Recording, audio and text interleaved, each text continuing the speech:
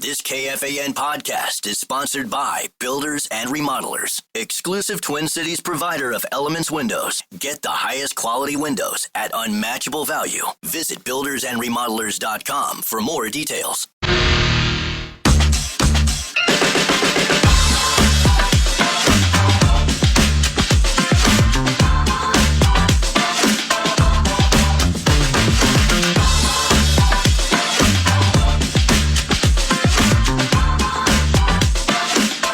Leber. P.A. And he's Leber. Here we go, Paul!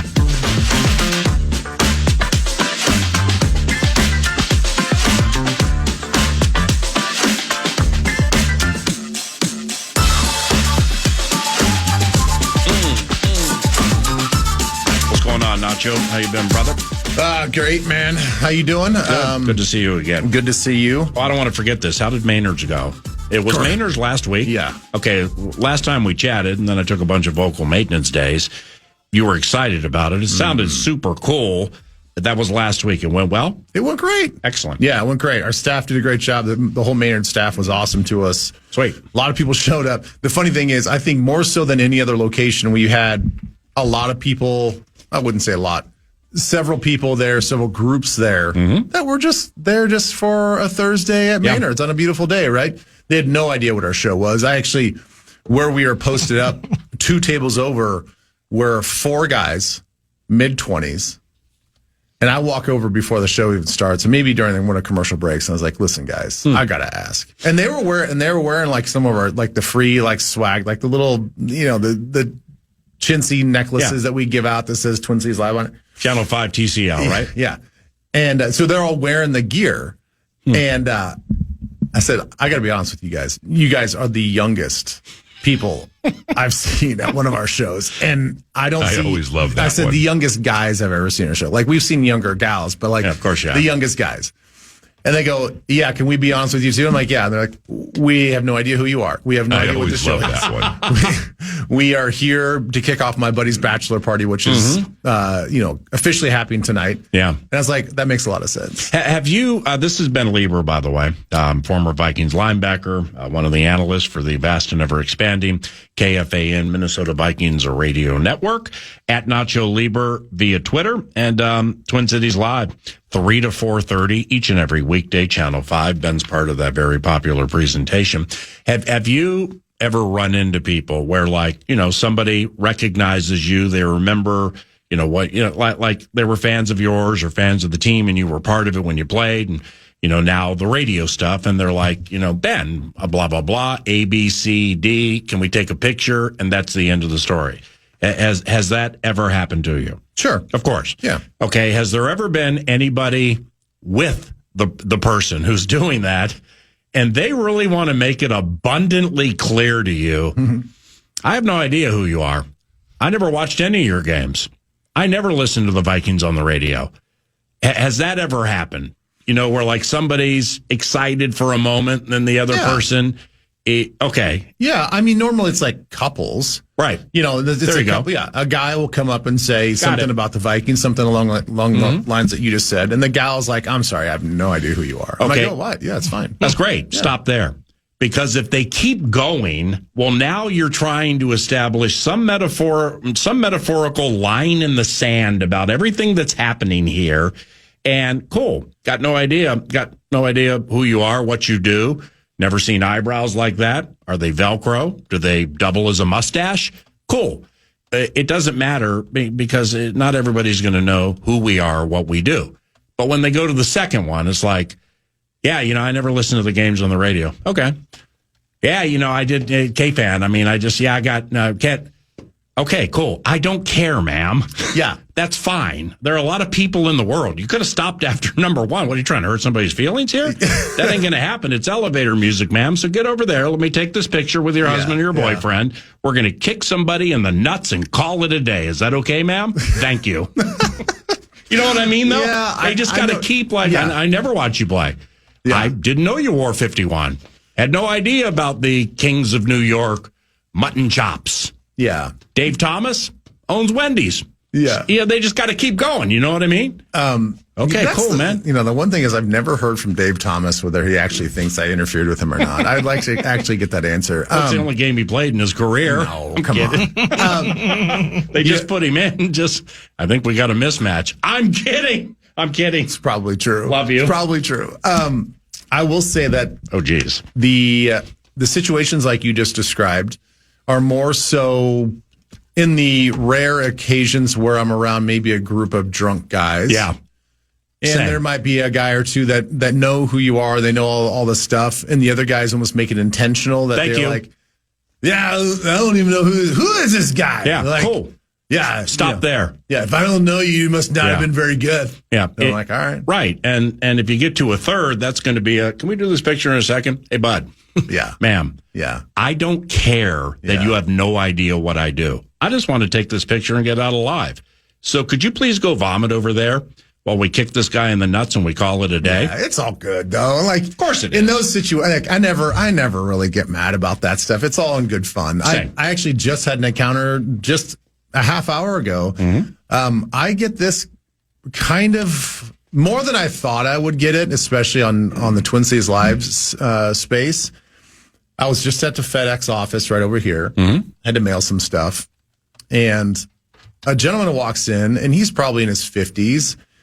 And he's like, "Hey, you're the Twin Cities Live guy." Yeah. And I was like, "Yeah." He's like, "Chris?" I'm like, "Nope." That's awesome. I'm like, "It's Ben Leber." He's like, That's what it is. That's what it is. I'm like, "Well, there's only two of us on the show. That's sweet. If you know me only from Twin Cities Live, yeah. Well, there's a female host and there's a male host, and he's like, "Who's the other one?" And you're like, "Yeah, her name's Ellen." Yeah. Ow. It'd be different. It's like, didn't you play for the Vikings and maybe a linebacker? Yeah. There's a lot of Vikings. There's a lot of linebackers. Yes. I get it. But when you say you watch the show and then you don't even know my first name, not even saying that the last name. So it's like, he's like, "So what's your name?" Okay. It starts with a K. What? Oh, Kylie Wong or what? Oh yeah, it was Kylie Wong. I always loved Was that it Dat? Is that Dat Win over there? I swear that's Dat Win over there. Holy cow. Okay, 3-2. You're familiar with DraftKings, right? Yeah. So DraftKings, I don't have an account or anything, but like I was snooping around for some season wins total over-unders. Yeah. And DraftKings, man, I just kind of, if you spot up on things like this, which we don't, but they're fun to look at sometimes, specifically this time of the year when it comes to teams heading into training camps and seasons, they got this cool thing where you can so the Vikings over under for season wins. Some places it's 8.5, some places it's 9.5. But with DraftKings, this thing that I saw, you can make it 11.5 at plus whatever. You can make it 6.5 at minus whatever. There are a lot of options there. So the Vikings season wins total. Well, let me do it this way with a couple of options. Do you think they win more than 10 games? So if they win 11 games or more, that's plus 170. Nacho gets the pluses and the minuses, but if you don't, that means if you think the Vikings will win 11 or more, you put up $100 and then you wait till the end of the regular season. And if they win 11 or more, you collect $270. You have profited $170. So more than 10 plus 170. That's tough. Yeah, that's tough. Schedule's that's tough, man. Yeah, I would put us, the thing is, I'd put us right at that 10 mark. Yeah. So that's tough. So more than 10? Mm-hmm. Okay. No, I don't know if I'd take that bet. So even the plus 170, because if you think they'll win 12, now they won 14 last year, the fan has learned, AFC South though. If you think they're going to win more than 11, so 12 or more, that's plus 250. So your 100 scoops 350. Now we're starting to look at the dollar figures more so than the reality of the schedule and how the whole thing falls. All right. Well, what about this? 8 wins or fewer. Okay. 8 wins or fewer. Minus 130. So you got to put up your 130 to win 100. 8 wins or fewer. I mean, these numbers and they're really, really good. That's why sites like this profit, right? Yeah, I would definitely. I definitely think they're going to win. 8 wins or fewer is plus 130. I'm sorry. Okay. Yeah. 9.5 is the standard number. You know, that you would find at I'd take the over on that. Vegas insiders or spots we look at for stuff like this, scoresandodds.com. 9.5. The over's plus 105. Fewer than 10 wins is minus 125. So like last year and we talked about it, man, like the day it came out, it was 6.5 off the Dobbs experiment. We're like, that's we're not going to bet it because it's not preferred with what we do. But that's the stupidest number we've ever seen. It took 2 days for that thing to go to 7.5. I mean, there are whales because there are maximum wagers on this. You can't go, you can't like roll up and bet 50, 70, 80 grand on it. Mm-hmm. Well, that doesn't mean that you can't put $2,000 here and go next door and put $2,000 there and three spots down and put 5 there. So the whales, the people who do this for a living, they saw that 6.5 and this team and recognized the Dobbs trick and Mullins and Jaron Hall and everything. And, after Cousins went down and they smashed it and it went up to 7.5, kind of stayed there, but the over was favored. And then they won 14. So 9.5 is a really good number for the Vikings, isn't it? Yeah, I think so. Mm-hmm. I think 9.5 it makes a lot of sense. It gets you to think. It gets you to think really hard about it. Yeah. I mean, obviously, if it was at 6.5, everyone would hammer the over on that. I think where you would give pause if you were on the other side of that bet is just the strength of schedule. The strength of schedule is going to be brutal. Right. It's going to be a lot of fun for us as fans. And that's what we are on this broadcast team is, we're fans. Yeah. We try to look at this thing from a fan perspective. So like all three of us in the booth for the TV games, the simulcast. Exactly. Coming up. But anyway, go ahead. Yeah. And so if you have to look at it critically, it's going to be a tough schedule. It's going to be better. It's going to be a lot of fun. Mm-hmm. So I can understand why there are some out there that might be diehard fans. Yep. But they might add up all the ingredients and say, we have a very talented roster. Mm-hmm. We have an inexperienced offensive line when it comes to just number of snaps together. Obviously, the number of snaps that they've had collectively in their careers is rather large outside of Donovan at left guard. But you get what I'm saying. They have not played together. And 3 of the guys that we're talking about have never played in this system. Yep. So you could say, well, that could be a detriment. That could be an advantage. I don't know. We'll have to wait see how the season turns out. You got a quarterback that's making his first start. I don't know how that's going to work out. We all think it's going to be great. We think he's the second coming of Jesus. I don't know. I mean, you can't hear there's not a bad thing to be said about J.J. McCarthy from anybody, whether you're local or national. And we all might be wrong. What if he's terrible? We don't know. Yeah. So the critics have every right to make that secondary and that opposing comment and that opinion because nobody knows what it looks like. Now with the Vikings winning, and this is what we started the show with, the word stigma. And you know what stigma means. You've used it a million times, but the proper definition, word for word, is a mark of disgrace associated with a particular circumstance, quality, or person. Sure. Okay. So, chatted about the Wolves a little bit, Western Conference Finals. It's all hunky-dory and great. Then you keep getting killed. But I brought it up to Finchy a month and change ago. He's like, vehemently, no, that is not a stigma. And he explained why. And I'm like, damn, you put me in a box. Well done. The Wild having not won a playoff series in a decade, that's a stigma. That is a stone-cold stigma through which they need to bust. With the Vikings losing 2 playoff games after all these regular season wins, is that the potential of a developing stigma that you regular season for dough, but your postseasons are like for show? I mean, you just can't pop through, you can't get over the hump, or you can't bust through this stigma. No, I don't think so. You don't think it? Now, if say they win 12 games this year, get to the postseason, whatever, they get to the postseason and they lose their first game. Well, that's now 0-3. So but the thing is, like, we have in recent history won playoff games. Yeah. Well, I'm talking about this regime.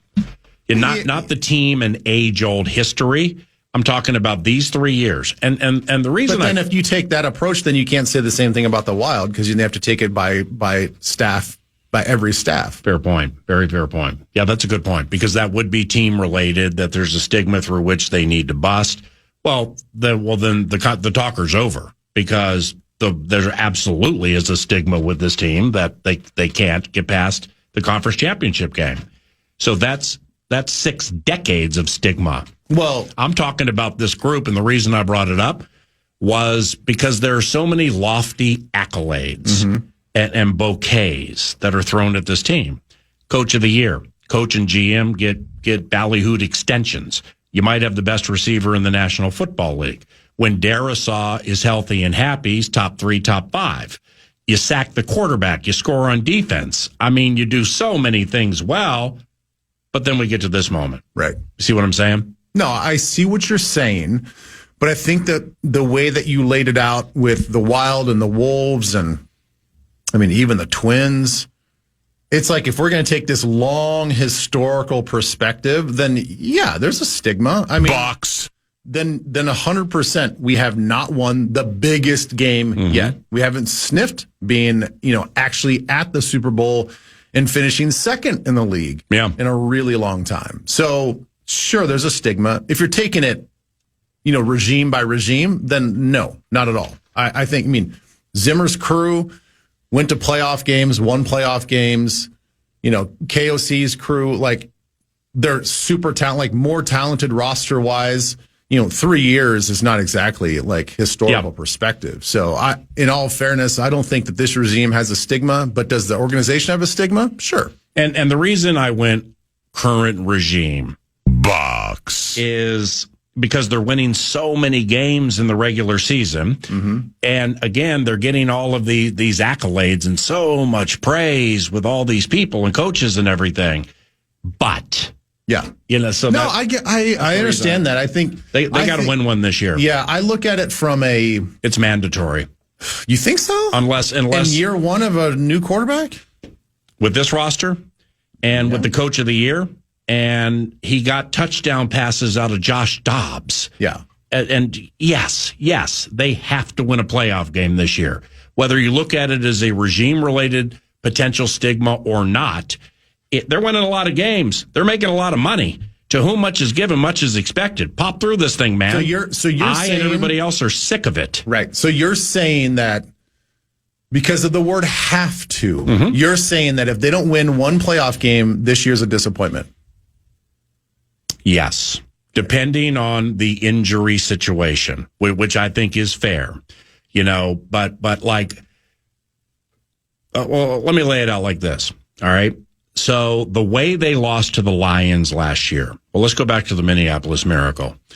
That, and you saw it too because you were out of practice, man. I mean, it's like the practices into that Saints game. They're busting through the doors, singing, jumping around, and they got the money in miracle-like fashion. But that also, for the players, coaches, and ancillary people, had some metaphorical, I just got hit over the head by a 2x4 and I just can't get my thoughts. I mean, I'm just I'm dazed, That was their Super Bowl. Right. And so then they get killed the next game. I believe that is somewhat the case. Flip it the other way with what happened in the Lions game last year. I think they win all these games. I think they watch this thing back. I think they, on the mic or off the mic with their dogs or family and friends, have been like, no, man, he's cool. I see him in practice. Darnold's not who you say they are. Until he was. Yeah. He was exactly who they said he was. So they're watching this thing back being, let me get this straight. Our defense is going lights out against Goff, Gibbs to a certain extent, Amon-Ra St. Brown, and we're missing 5 touchdowns? I mean, the guys are running the right routes. The moving company's protecting the right way. And the plays they're the bomb. And he didn't miss 2, he missed 5. And I think that shook him. So then they go to Arizona. McVay had rested his guys that week, which, O'Connell couldn't rest his guys that week because you're trying to become the one of all ones ever to one. Yeah. And so the combo here of McVay being extremely good at what he does. It's always weird when McVay goes against O'Connell, too. The Rams being rested and the Vikings being a bit shell-shocked off what had happened the previous Sunday night. So that, circumstantially speaking, I think that kind of played into the Rams' loss to you. Yeah, I definitely think so. Yeah. I think that your assessment and your breakdown is 100% true. I think that they saw the weakness. I think they saw the eyes get big. And I think that they saw that, ooh, boy, this calm, cool demeanor that we saw for 16 games, what happened here? All of a sudden the lights got a little bit brighter, the situation got a little heavier, and we didn't see our guy rise up. And this is the guy that we thought it was. I definitely think that was a part of it. But you convince yourself as a player that, look, we've had 16 other games where he was unbelievable, making throws that maybe weren't necessarily there. And you go back and watch on film, and you're like, wow, that guy is special. Like, he's doing special things. I think that you can convince yourself by Wednesday, Thursday, after you watch the film, that this is the guy that we propped up on our shoulders in the locker room. This is the guy that has overcome so much. And this is the guy that we can ride with as long as we do. The thing is, you don't have to hit all 5 of those touchdowns. Yep. You hit 2 of them. Yep. You don't have to be Superman.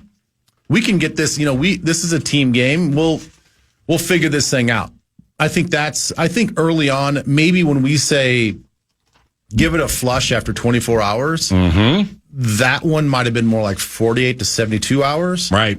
But I still think going into that game, if you're riding off that one performance to Sam Darnold, and that is why you didn't maybe have that confidence going into that Rams game, that's on you. Yeah. That's on you as a professional. I know, but human nature gets to win too, where, things cause mental a daze or a fog or whatever that you don't see coming. Yeah. I'm not pinning that loss on what I'm saying here. I'm saying I think it's part of it. Well, to your point though, and I think in these situations, both perspectives can be accurate. I also know, having been there before, that if you're in the first quarter and you see those eyes get big again in that Rams game, you say to yourself, it's over. Yeah. Like all that confidence that you maybe built up, whether it was deception or you're lying to yourself, whatever mental tricks that you need to do to get ready for that game, to get confident and mentally prepared. Yep. If you see that deer in the headlights in that first quarter, that's when you're like, you quickly turn the other way and say, we don't got it. We don't have it today. He doesn't have it today. In the NFC title game against the Saints. Now, I'm not pinning the loss on what I'm about to say. But, we had 5 turnovers and just the 525, just the whole thing. We so awful. We know it inside and out. The week before, Favre throws 5 touchdowns against Dallas at Metrodome. It's outside of the Minneapolis Miracle, and maybe when they closed on the Colts victory, down 33-0, it's the loudest I've ever heard a sporting event in my life when Keith Brooking ran over the bench, so pissed off and wanted to fight everybody. And Favre, because this is before social media was big and stuff like that.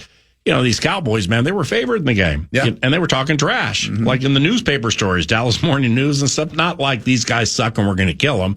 Just little passive-aggressive things where Romo and everybody thought they were just absolutely better. They were confident. So Favre finds Shanko back left of the end zone for that 5th touchdown pass just to rub it in a little bit. That's when Brooking ran over to the bench and wanted to fight people. You guys off that game were a rolling ball of butcher knives. I mean, you talk about a confident team, and you push through something, and now you got to go on the road to play in the NFC title game. And you scored the first touchdown. Now, what I think turned the Saints bench from the metaphorical 2x4 over the head. Wow, we know who this guy is who wears, we're seeing, gee, holy cow, this is Williams, wow. They saw it, and they were shaken until Sidney Rice caught the touchdown, center of the end zone, and he has to do the sharper shake. You just have to mimic what one of their players does. And their bench, I read about it. They were like, bro, you don't do that. Okay. So, that everybody's always looking for an edge, even if it's the stupidest little thing.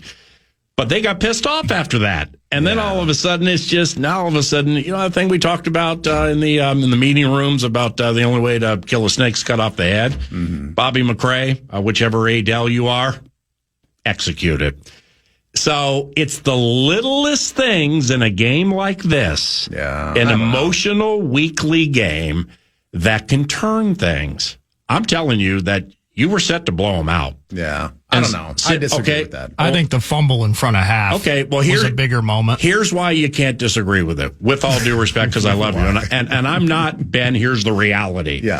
Because when people say that to me, I'm like, hold on, let me take a deep breath. I've been waiting 59 years to learn the reality. Let me properly absorb this. I'm not that guy. But why I'm telling you you're wrong is because if they didn't remember it, then why, when Porter intercepted Favre, did he run 20 yards, look at the bench, and mimic the Jared Allen calf rope? Because it was still on their minds. You showed me up in my house. Now you're going to get that extra little bit. That extra little bit is what everybody's looking for in a game like that, right? You don't think he would have done that anyway? Like that? I mean, I don't know. That's an in-your-face moment. Yeah. That, regardless of what happened before, I mean, he just stole victory right out of our freaking mouths, and just maybe he does that either way, but maybe they held on to the Sydney moment. That's a maybe. Maybe. What I'm saying is fact, because he did it 3.5 hours after somebody in their house did it to them. Yeah. I don't think that was a turning point in the game. Respectfully disagree that was a turning point in the game. I think that they're a talented football team. We were a talented football team. It was obviously a chance to go to the Super Bowl. I don't think that you should be resting on the fact, Darren had been there just 1 year? I think so. I'm not sure that you... Are you rattled right now, recalling the memories? No, not at all. I'm I'm baffled that little thing that you think would carry so much weight to their bench. I'm not sure that You played the game, I didn't, so I'm going to yield. Yeah, I think it's one of those moments. I think it's one of those moments that, in the course of like, oh yeah, that seems disrespectful. Like that happens all the time. Oh my God, I'm going to get so hot and heated over this. Yes. It's so silly. But it happens. It's so silly. And then that's not going to get me to play more than I'm already. Look, if somebody mocked me specifically, it might give me a little bit more juice. I see. If they had done the reverse, they sack Brett Favre, sack fumble, they turn. I don't even care if it's a sack fumble, they pick up and run for a touchdown. And the guy that sacked him does the Jared Allen thing. I'm not like, oh, no, what? He didn't just do that. No, he did not. That's our guy. That's his celebration. You can't do that. That's so disrespectful. Now I'm going to play even harder. But that's you. For a chance at the Super Bowl. But that's you. You know people do that with the stupidest little thing. Situation. Okay. I think... No. Okay, so somebody does a little thing like that, they're like, okay, dog, really? Dog, you see that? All right. But all of a sudden, like you haven't heard that 1,000 times. The extra collective notch that they went above us to win that game. I just think that fumble. I think that fumble, man. I mean, you want to talk about a team that felt like, okay, Vikings are poised to blow them out. Adrian, the one after the Bush muff? No, right at the doorstep before half. Yeah, the Reggie Bush muffed a punt. The bad handoff from Favre to Adrian. Yeah. You're going into half with a 21-14 lead, you roll in tied. Like, I think that is an infinitely bigger moment in the context of that game. Well, there's no doubt. Yeah, which had nothing to do with the defense. Right. And a muffed handoff has nothing to do with their defense taking it up a notch. But it's like it's we get out alive. We're in this thing, and then was it Percy with the late fumble into the fourth quarter there? I don't know. What about deep in our own territory? I mean, it's 09 fan line, man, because it's also quick twitch. Greenway and Pierre Thomas atop the heap. Yeah, Greenway knocks the ball. It's a fumble. It's a fumble. Wow. It's a fumble. Hutchinson, I don't know who it was. It feels like it was one of the Adels, maybe Aiken. Remy.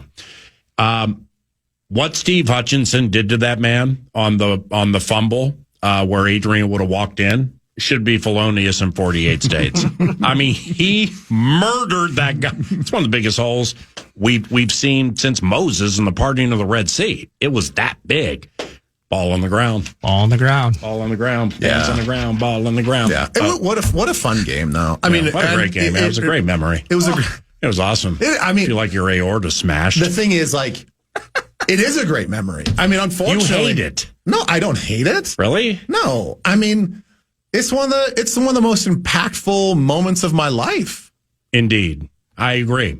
Okay. I don't want you in 2015 still hating it. I mean, I'm just thinking like if you're 2025 or 2025, I don't want you in 2025 still hating that game. The thing is like, that's a problem. Does it bug me a little bit that I think that we could have won a Super Bowl and I could have a Super Bowl ring and we all talk about legacy and all this other stuff, and your legacy has the Super Bowl ring to it. Yeah, that would be great. It would have been, especially on the speaking circuit. It would have been. It would have been nice. An extra $30,000 per speech for you the rest of your life. It would have been a nice personal accolade for sure. Yeah, but who dat? I don't. Who dat? It happened. The way it happened is the way it happened, and the fact that. I remember those moments. Those moments are etched in my memory forever. Yeah. I hope that I'm never to a point cognitively where I lose those memories because they were so impactful. It's something that it's shared trauma with all of us. Yes, it is. It's everybody listening right now too. It's trauma bonding at the finest in sports. Where do I got this? I mean, this is so beautiful and we got a break here, but after the show. There's this kind young lady who contacted Lil B and asked if I would read something for her wedding coming up in October. Sure. For her and her husband. And I'm not going to say what the name is because she asked me not to. But part of the bit that I'm going to do after the show is it's not a drill. It's not preseason. This is not even the Minneapolis Miracle. They have more heart than a 2009 NFC title game that we refuse to discuss. In 2025 at a wedding. See? People can't forget it. I know. It's an 09 reference in ladies and gentlemen, now welcome the Lebers. Right before that. Yeah. Well, the thing is, like, as much as that's etched in my memory, you know how nice a memory would have been. And like you talk about legacy, our 2009 team would be brought back for multiple halftimes of any. Like, here's the Super Bowl winning champions, the 2009 roster coming out. That could have been part of the legacy for all of us. Those kids at Maynard's know who you are. Yeah. There's no secondary person saying, I actually have no idea who you are. Ma'am, shut up. Okay, I got your point after the first one. But think about it. The keynote that you could have done at NFL Honors. Oh, man. It's $120,000 for a 15-minute keynote. Yeah.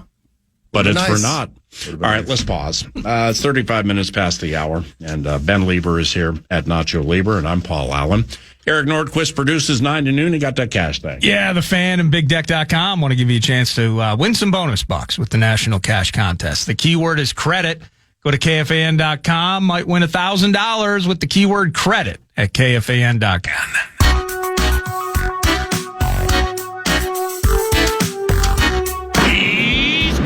Leber, 9 to noon. I'm here to serve you. Oh, my. Thank you, Minneapolis.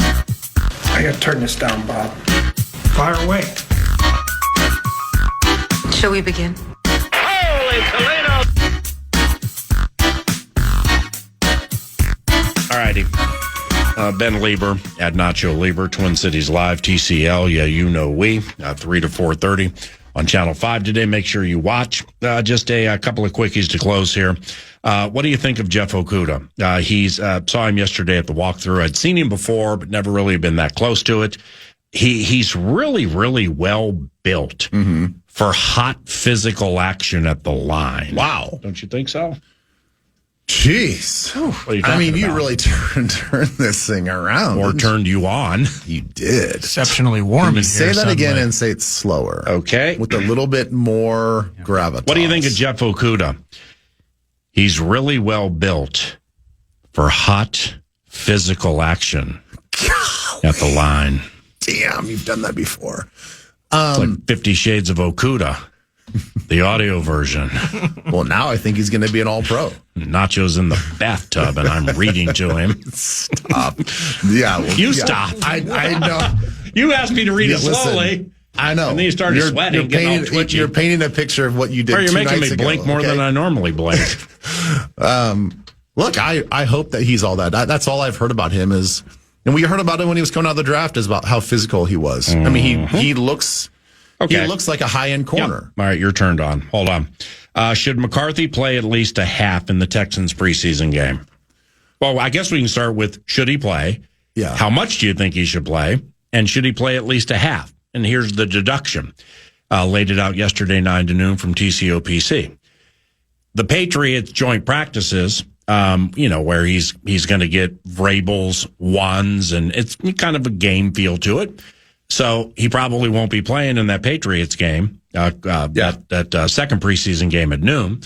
And then the Tennessee game, I wouldn't expect any of them to play. Third preseason game. Right, correct. So the first one, I think he needs to play. I'm just wondering, do you think he needs to play in an actual preseason game? And is a half too much? It's funny you bring this up because on the power trip, Muss and I were in together a couple Mondays ago, and we talked about this exact same thing. I didn't realize how polarizing I think your opinion and my opinion is, and was then and is now. I said the same thing. I think that he needs to play at least a half. At least a half. I want to see the whole offense play at least a half. For everything that I talked about in the last segment, we have potentially 3 offensive linemen. Well, it will be 4 to start the season because we're not going to have Darius. I doubt Darius is going to be ready by game 1. I know he's not going to be on the PUP list. Oh no! I mean, I mean, if he's cleared medically to practice is he now, cleared 100%? I think he's cleared. I was under the understanding that he's progressed far enough to where he's not going to be put on the PUP list. Got it.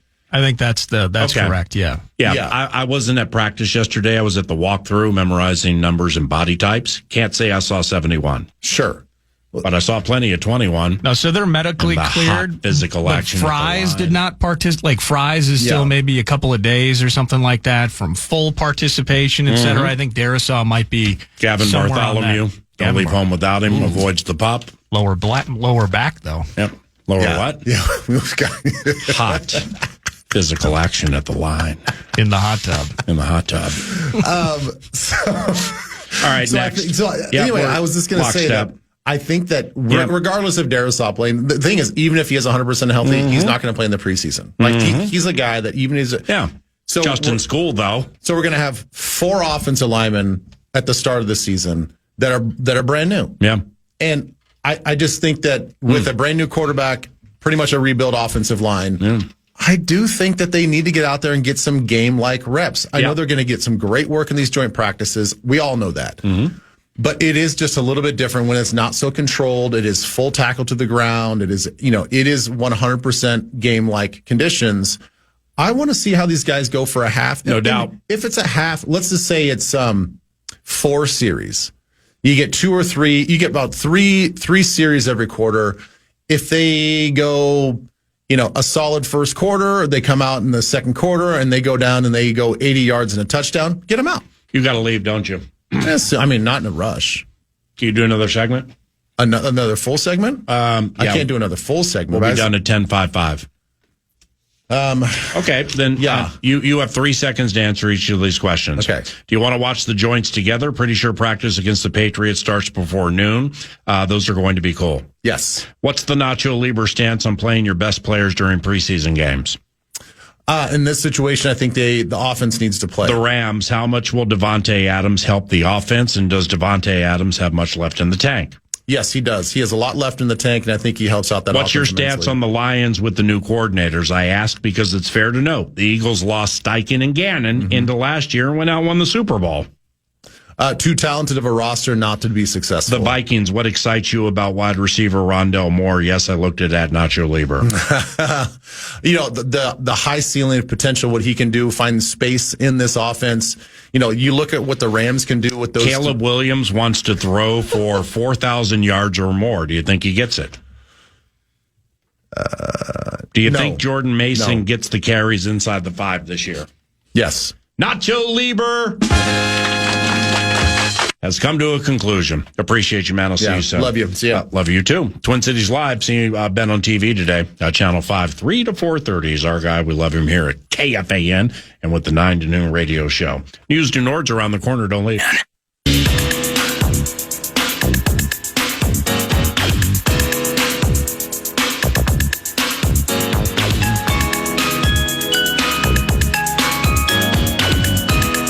Welcome back. News to Nord. It's brought to you by The Casino at Canterbury Park, CanterburyPark.com. And, of course, feeling the felt, poker, blackjack, and table games. They had racing last night, a little sloppy. Should be less sloppy this evening. And Thursday night, it's like $2 admission, $2 hot dogs, $2 beers. I'm on my way right now. You got, we got Dave's a DJ. faves. We have a DJ on Thursdays, too. It was kind of cool. In the club, live racing? Right next to the winner's circle. Pumping all your favorite hits. Are people getting down on it? It's getting hot in here. Yeah, I like if Mouse hits a show bet, he plays Mouse is hot in here. Shake your tail feather. CanterburyPark.com for all your Canterbury related information. Killer Queen plays there tomorrow. Killer Queen. Yeah, Killer Queen. Queen cover band, fantastic at what they do. And tickets are going very fast. CanterburyPark.com. This Killer Queen bit is really, really good. It was so interesting that a few years ago, when I went, one of the trips I took to Colorado to visit Coley, Killer Queen was playing at Red Rocks. All right. So Red Rocks, I've been to Red Rocks for 4 shows now, and it's my favorite place to watch music that I've ever seen. So any opportunity to go there is super cool. Killer Queen was playing one of the trips I was there, so I looked into tickets. You got whether it's AXS, Axis, or Ticketmaster or whatever. You're going to get the upcharge and just the weird stuff. Pay the fees. I understand that. Does it suck? Yes. Do I have an opportunity to not do it? Yeah. But I chose to do it. And so I paid, I think for the general admission, it might have been $60-some-odd a ticket at Red Rock, something like that. Okay. Put the fees in there. I'm up about $175, $180. Yeah, gets nasty for real quick. me and the bowlers. Yep. Well, the next year, no. So that would be in June, the next year, Killer Queen performing at Canterbury Park on our grandstand apron stage. I was right next to the faux Freddie Mercury for no dollars. I mean, right next to him. Same band. Red Rocks is worth the cash, though, right? 100%. Yeah. Absolutely. But you've gotten to see them up close then, and now you might get to see them again. Is it tomorrow or just this weekend? It's tomorrow, but it's, right. I don't know what the tickets are, but they're fairly priced, and the stage and the grandstand amphitheater like feel we have with the way the seats are aligned at Canterbury makes for a great concert experience. Blue Oyster Cult is like the next one that's going to be there. And this is not in competition with the DJ. No. Okay, perfect. Killer Queen is hot. Yeah. Hey. That's tomorrow night. CanterburyPark.com. Get yourself some tickets, and probably we'll see you there. I was going to start with the baseball team. They lose yesterday, but I'm seeing this most kind of heartbreaking loss of the season. Oh, it is. I mean, especially I think it is. Mookie Betts with the check swing. Then you intentionally walk Ohtani. Ruiz is right there, Griffin Jacks. Ruiz is right there. That's what you feast on after you put Ohtani on the base. Yeah. He had pinched, I think he'd pitch hit or pinch run earlier in the game, so he's in the mix. And you just spot him 3 balls right out of the gates. He gets on, and Freddie Freeman does his thing. Wanted that win. They're now 4 or 5 games under 500. They got the Natties tomorrow. It should be, I believe it's Zebby Matthews. We need Zebby. It wasn't so good last weekend. Let's be better this time around. Go Minnesota Twins as the trade deadline approaches. But I saw this pop within the last 10 minutes. Yeah. And I'm seeing, it's kind of the conflicting, but now it's kind of turning over on this. Hulk Hogan. This is courtesy of TMZ. Hulk Hogan has died at 71 years old per TMZ Sports. Medics were dispatched to the WWE Legends Clearwater, Florida home early Thursday morning, with operators stating it was regarding a cardiac arrest. We're told a slew of police cars and EMTs were parked outside the home, and the icon was carried on a stretcher and into an ambulance. Just a few weeks ago, Hogan's wife, Sky, denied rumors he was in a coma, stating his heart was strong as he recovered from surgeries. So TMZ is reporting. I'd still kind of creep around. Let's not just start pushing people into the afterlife right away. Let's get more confirmation and such. This is very fresh, but just within the last 10 minutes. Of course, as a person that kind of shaped when I was a kid, and I'm babysat by MTV and cable television while mom was off doing other things. Hulk Hogan and pro wrestling and those things. When I was super young, Hulk Hogan was a massive part of that. So this is crazy news, especially on the heels of Ozzy Osbourne Not that I was ever a massive Black Sabbath fan, but it kind of feels like I'm getting to the age, and you can feel this too, PA, where a lot of the people that really shaped entertainment, shaped music, iconic in their own right. Even if you don't dig the Brits and Black Sabbath and all of that with their specific music, you can't say they weren't iconic in their own right. You're starting to see some of these people get up there, man, and have health issues and sadly pass away. And for those of the wrestling covenant, Hulk Hogan would be among the pillar-like stars of that universe. And according to TMZ Sports, he passed away. What was his real name? It was Terry Jean something. It's Terry something. Like Terry Bollea? Yeah, like Bollea or something like that. Yeah, right. Let's go Bollea. That's what it was. All right, let me think this out, because let me see. When I had my version of your Fan Cato story, except it sounds like my mom was a little more dedicated than yours, with all due respect. She and I, well, you're the one who laid it out like that. My mom was out doing something. I mean, where was she? The corner of 31st and Lake? We're looking for jobs? What are we doing here? But anyway, 3-2. Single mom, Private Hill Apartments, Oxon Hill, Maryland. Lucius Tisdale, Miles Spires, Danny Norton, Billy Camilio, Eric Wainwright. My mom, twice a month, would take us to the Capitol Center for whatever was taking place on a Friday or Saturday night. Could be the Bullets, could be Ringling Brothers Barnum Bailey Circus, could be Ice Capades, could be the Caps. Let's go Caps. But most of the time it was wrestling. And so therefore I go back to that time with Dusty Rhodes, the American Dream, Andre the Giant, George the Animal Steel, and iconic names like that. I mean, Andre the Giant is an iconic name. Yeah. He was in movies and things like that. SD Special Delivery Jones, the Iron Sheik, and so on and so on. Oh, the Iron Sheik. Did you ever get to see Hulk? Because I don't think he was low 80s when he really bounced onto the scene. Yeah, so then you go from that through what we're talking about to, you know, I don't know the eras, but like Paul Orndorff and who's the guy who goes, ooh? I'm Ric Flair. Oh, Ric Flair, yeah. All right.